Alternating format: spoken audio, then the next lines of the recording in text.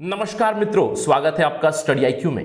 आज हम लोग एक बहुत ही इंटरेस्टिंग डिस्कशन करने वाले हैं इमरजेंसी से जुड़ा हुआ। हाँ, आपातकाल जो आया था 1975 में इंदिरा गांधी सरकार ने जो इंपोज किया था, उसके ऊपर एक बहुत ही इंटरेस्टिंग डेवलपमेंट हुई है हाल ही में। एक नॉनेजेनेरियन है, देखिए ऐसे वर्ड कॉम्पिटिटिव एग्जाम्स में आते हैं। नॉनेजेनेरियन मतलब वो इंसान जो अपने 90s में है, 90s एज में है। 94 उम्र की एक महिला है वेरा सरीन, उन्होंने एक प्ली डाली है सुप्रीम कोर्ट में, जहां पे उन्होंने नेशनल इमरजेंसी जो इंदिरा गांधी सरकार ने लाई थी 1975 में, इंटरनल डिस्टर्बेंस एक रीजन बता के उसको अनकॉन्स्टिट्यूशनल बताए और एक कॉम्पेंसेशन की मांग की है। उन्होंने कहा है कि इमरजेंसी के दौरान उनको और उनके पति को देश छोड़ने के लिए मजबूर किया गया था और उनकी प्रॉपर्टी जब्त की गई थी, एटसेट्रा एटसेट्रा। इस चीज पे उन्होंने एक कॉम्पेंसेशन पूछा है। तो इसके ऊपर हम लोग देखेंगे क्या हुआ था इमरजेंसी में और क्या है इस केस की development. Let us begin our discussion. लेकिन उससे पहले, मैं हूं आपका दोस्त और होस्ट राहुल साईगांवकर। अगर आप मुझे फॉलो करना चाहते हैं, you can follow me on the ID Rahul Sai 222। मेरा टेलीग्राम का चैनल का आईडी सेम है। इस टेलीग्राम चैनल पे आपको मेरी सारी वीडियोस की अपडेट मिलेंगे और साथ ही साथ इस प्रेजेंटेशन की पीडीएफ भी आपको अवेलेबल की जाएगी। साथ ही साथ स्टडी आईक्यू आपके लिए लाया है comprehensive prelims cum mains programme for UPSC 2021। For more information please download the app from Google Play Store and don't forget to hit the bell icon and subscribe to our channel Study IQ. चलिए पहले खबर के बारे में देखते हैं। मैंने बताया आपको हाल ही में एक नॉनेजेनेरियन, मतलब 90s में है, 94 उम्र है। देखिए नॉनेजेनेरियन मतलब जो 90s में होते हैं, वैसे ही ऑक्टा मतलब 8, जो 80s में होते हैं उनको कहते हैं ऑक्टोजेनेरियंस, और जो अपने 70s में होते हैं उसका जो प्रीफिक्स होता है वो सेप्टेजेनेरियन, मतलब जो 70s में होते हैं उनको कहते हैं सेप्टेजेनेरियंस। तो ये जो नॉनेजेनेरियन है वेरा सरीन, उन्होंने एक केस फाइल किया है सुप्रीम कोर्ट में और सुप्रीम कोर्ट ने सरप्राइजिंगली इस प्ली को अग्री किया है। देखिए बहुत जरूरी है कि इस प्ली में सुप्रीम कोर्ट क्या देखने वाला है कि क्या हम लोग इमरजेंसी की जो कॉन्स्टिट्यूशनैलिटी थी उसके ऊपर प्रश्न उठा सकते हैं या नहीं, इसके ऊपर ये प्ली एक्सेप्ट करे या नहीं, इसके ऊपर एक डिस्कशन होगा। और ये इशू, जैसे मैंने आपको बताया कि वेरा सरीन ने कॉम्पेंसेशन सीख किया है, जिसके लिए उन्होंने लॉस अपना सफर किया था इमरजेंसी के दौरान इस चीज के लिए। तो चलिए सबसे पहले इमरजेंसी के बारे में बात करते हैं। अगर हम लोग देखिए इंडिया में इमरजेंसी यानी आपातकाल 3 तरह के होते हैं। एक होता है नेशनल इमरजेंसी, यानी कि सब कुछ केंद्र सरकार के हाथ में चला जाता है, पूरा देश, जो हम लोगों ने देखा है कुछ कई बार हुआ है, जैसे external aggression India China war के दौरान, पाकिस्तान वॉर के दौरान, या फिर इंटरनल डिस्टर्बेंस पहले था जो 44th कॉन्स्टिट्यूशनल अमेंडमेंट के बाद वो हट चुका है, अभी आर्म्ड रिबेलियन के लिए भी हो सकता है। इसके अलावा एक स्टेट इमरजेंसी होती है जिसको प्रेसिडेंट्स रूल भी कहते हैं हम लोग, आर्टिकल 356 में ये है। इसी तरह की एक इमरजेंसी आर्टिकल 365 में भी लग सकती है। ऑल्दो ये पार्ट 18 में नहीं आता है, लेकिन फिर भी आपको याद जरूर रखना है कि आर्टिकल 365 से भी स्टेट इमरजेंसी इंपोज की जा सकती है। क्यों?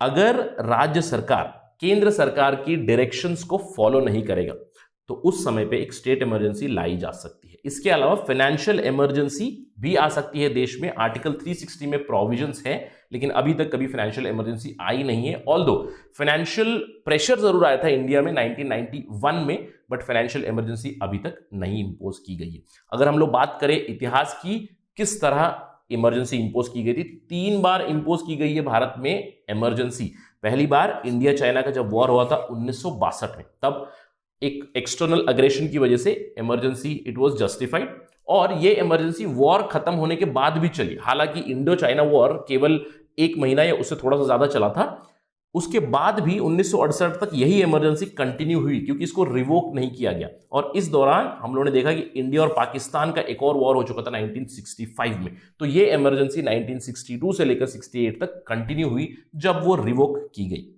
इसके बाद दूसरी इमरजेंसी फिर से एक्सटर्नल अग्रेशन पे आई, जब इंडिया और पाकिस्तान का वॉर हुआ 1971 में, जहां पे लिबरेशन ऑफ बांग्लादेश किया गया था इंडिया की मदद से। और तीसरी इमरजेंसी जो सबसे आपत्तिजनक और सबसे कंट्रोवर्शियल रही है, वो है इंटरनल डिस्टर्बेंस की वजह से जो इमरजेंसी लाई थी इंदिरा गांधी सरकार ने 1975 में, ऑलमोस्ट 2 साल चली थी 1977 तक। और इसको हमारे लोकतंत्र पे एक काला धब्बा भी माना जाता है। बहुत से लोग एक पॉजिटिविटी निकालने के लिए इसको कहते हैं कि ये एक वैक्सीनेशन भी था इंडिया की डेमोक्रेसी के लिए, एटसेट्रा एटसेट्रा, लेकिन सबसे विवादास्मक जो इमरजेंसी थी वो ये थी। और अगर हम लोग बात करें इस पर्टिकुलर इमरजेंसी में क्या हुआ था, क्यों ये इतनी ज्यादा कंट्रोवर्शियल थी, क्योंकि इस दौरान काफी ज्यादा एक्सेसेस हुई थी, सिविल लिबर्टीज कर्व की गई थी, मीडिया की सेंसरशिप की गई थी। अगर आपको याद होगा कि प्रोटेस्ट में बहुत सारे मीडियाज ने एम्प्टी एडिटोरियल्स पब्लिश किए थे, Indian express was one of that. उसके अलावा सिविल लिबर्टीज को सस्पेंड किया गया था, आर्टिकल 19, आर्टिकल 20, आर्टिकल 21 सारे सस्पेंड हो गए थे। इसके अलावा पॉलिटिकल ऑपोजिशन हैकल किया गया था, मतलब जो भी पॉलिटिकल ऑपोजिशन थी उनको कंप्लीटली जेल किया गया था या फिर कंप्लीटली मजल कर दिया गया था। साथ ही साथ जुडिशरी का इंडिपेंडेंस थ्रेटन किया गया था, एक सवाल जरूर उठ गया था, इसके ऊपर हम लोग थोड़ी देर में बात करेंगे।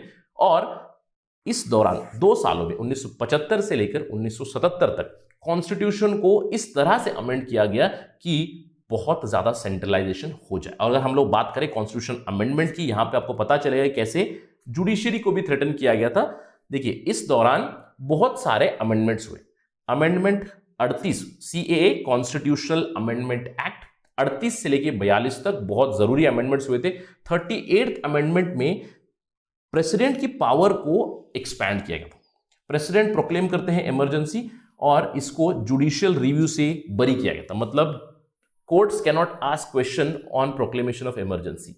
उसके बाद 29 में और ज्यादा पावर्स दी गई थी प्राइम मिनिस्टर को।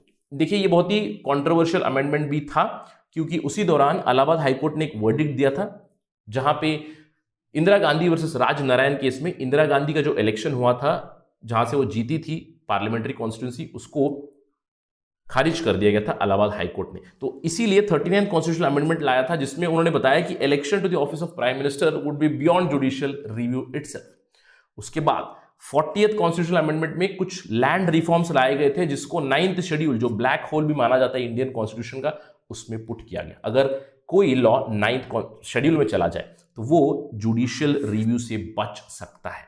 इसके अलावा 41st कॉन्स्टिट्यूशनल अमेंडमेंट एक्ट फिर से प्राइम मिनिस्टर की पावर बढ़ा दी थी, प्राइम मिनिस्टर को भी इंक्लूड कर लिया था। ऑलरेडी हमें पता है कि प्रेसिडेंट और गवर्नर के खिलाफ कोई क्रिमिनल प्रोसीडिंग्स नहीं शुरू की जा सकती हैं उनके कार्यकाल के दौरान, उसमें प्राइम मिनिस्टर को भी ऐड किया गया था। तो ये तो अमेंडमेंट्स हुए। इसके अलावा 42nd जो एक मिनी कॉन्स्टिट्यूशन कहा जाता है, इसको भी पास किया था। इसमें कुछ अच्छी चीजें थी, कुछ बुरी चीजें थी, जैसे कुछ नए शब्द प्रियम्बल में ऐड किए गए थे, सोशलिस्ट, सेक्युलर और इंटेग्रिटी, जो नहीं बदले गए। इसके अलावा 5 सब्जेक्ट ट्रांसफर किए गए स्टेट लिस्ट से कंकरेंट लिस्ट में, फिर से सेंट्रलाइजेशन की बातें हुई। फंडामेंटल ड्यूटीज ऐड की गई 10, जो नहीं खारिज हुई, जो फिर कंटिन्यू हुई। इसके बाद president was made bound to the advice of cabinet और काउंसिल ऑफ मिनिस्टर्स। साथ ही साथ केंद्र को ज्यादा पावर मिली कि राज्यों में सेंट्रल फोर्सेस को डिप्लॉय करे। स्पेशल डिस्क्रिमिनेटरी पावर दी गई थी स्पीकर को और प्राइम मिनिस्टर को अंडर आर्टिकल 329A। इसके अलावा सारे डीपीएसपीस को फंडामेंटल राइट्स से ज्यादा ओहदा दिया गया था और जुडिशियल रिव्यू की पावर्स भी कर्टेल की गई थी। इसके साथ ही साथ कुछ नए डीपीएसपीस और कुछ आर्टिकल्स जैसे कि 323A और 323B ऐड किए गए थे, जिसमें ट्राइब्यूनल्स की स्थापना की बात की गई थी। तो ये सब बदलाव आए थे। हम लोगों ने देखा कि बहुत ज्यादा ज्यादती हुई थी लोगों के साथ, अपोजिशन के साथ, मीडिया के साथ। तो एक्सप्लॉयटेशन जरूर हुआ था इमरजेंसी की वजह से, और इसीलिए जैसे ही 1977 में इंदिरा गांधी सरकार हट गई, उसके बाद जनता पार्टी आई, तो उन्होंने 44th कॉन्स्टिट्यूशनल अमेंडमेंट एक्ट लाया, जिसमें बहुत सारी चेंजेस को रिवर्ट बैक किया गया। यानी कि जो पावर बढ़ाई गई थी स्पीकर की, उसको हटा दिया गया। जो जुडिशियल रिव्यू की पावर हटा दिए गए थे हाईकोर्ट से, उसको वापस लाया गया। जो भी और एक्सेसेस थे उसको हटा दिया गया। हालांकि बहुत सी चीजों को वैसे ही बरकरार रखा गया, जैसे कि एक चेंज ये वाली चीज जहां पे 3 नए शब्द ऐड किए गए प्रियम्बल में, उसको रखा गया। फंडामेंटल ड्यूटीज को रखा गया, ट्राइब्यूनल्स को रखा गया, नए डीपीएसपीस को भी रखा गया। तो बहुत सी चीजें जरूर रिवर्ट बैक हुई। इसके अलावा अगर हम लोग बात करें, जो फंडामेंटल राइट्स और डीपीएसपीस के जो इम्बैलेंस कर दिया था इंदिरा गांधी सरकार ने, इसको सुप्रीम कोर्ट ने मिनरवा मिल्स केस में फिर से रिवर्ट बैक कर दिया। तो अभी फिलहाल there is a balance between fundamental rights and the DPSPs in the Indian constitution. तो इस सब डिस्कशन से क्या एक निष्कर्ष निकलता है कि 1975 की जो इमरजेंसी थी वो बहुत ही कंट्रोवर्शियल थी। उससे लोगों को तकलीफ हुई, मीडिया को तकलीफ हुई, पूरे देश को तकलीफ हुई, इनफैक्ट इंडिया के लोकतंत्र के ऊपर एक सवाल उठ गया। तो इसकी वजह से अभी फिलहाल जो डेवलपमेंट आई है, जो पिटिशनर है वेरा सरीन, उन्होंने क्लेम किया है कि उनकी इमूवेबल प्रॉपर्टी को इलीगली ऑक्युपाई कर दिया गया था इमरजेंसी के दौरान, जिससे बहुत ज्यादा लॉस हुआ उनको, उनके पति और उनको देश छोड़ के जाना पड़ा एटसेट्रा। तो उन्होंने एक कॉम्पेंसेशन की डिमांड की है, सुप्रीम कोर्ट में एक प्ली डाला है, उनकी तरफ से हरीश साल्वे केस लड़ रहे हैं। तो क्यों वेरा सरीन ने 94 एज पे ऐसा वाला प्ली किया? क्योंकि हाल ही में एक बहुत ही लंबा केस चल रहा था दिल्ली हाईकोर्ट में। तो जुलाई 2020 में वो केस उन्होंने जीत लिया है। दिल्ली हाईकोर्ट ने कहा है कि जो प्रॉपर्टी जब्त की गई थी, जो उनके पति की प्रॉपर्टी थी, उनको वापस दी जाए, साथ ही साथ उनको कॉम्पेंसेशन भी दिया जाए जो इलीगल ऑक्यूपेशन की गई थी उनकी प्रॉपर्टी की। तो इस जजमेंट से बढ़ावा लेकर उन्होंने अभी सुप्रीम कोर्ट में एक याचिका फाइल की है, जहां पे उन्होंने बताया है कि इमरजेंसी की वजह से उनको बहुत ज्यादा प्रॉब्लम्स हुई है, बहुत ज्यादा नुकसान हुआ है, तो she wants compensation. Supreme court अभी इस चीज पे एक सुनवाई कर रहा है कि क्या इमरजेंसी की कॉन्स्टिट्यूशनैलिटी के ऊपर सवाल उठाया जाए या नहीं उठाया जाए। अभी भी मैटर सब जुडिस है। अगर इस पे कोई डेवलपमेंट आएगी तो हम आपको जल्द से जल्द लाते रहेंगे स्टडी IQ पर। That's it from my side on this part of discussion. Thank you for watching. जय हिंद।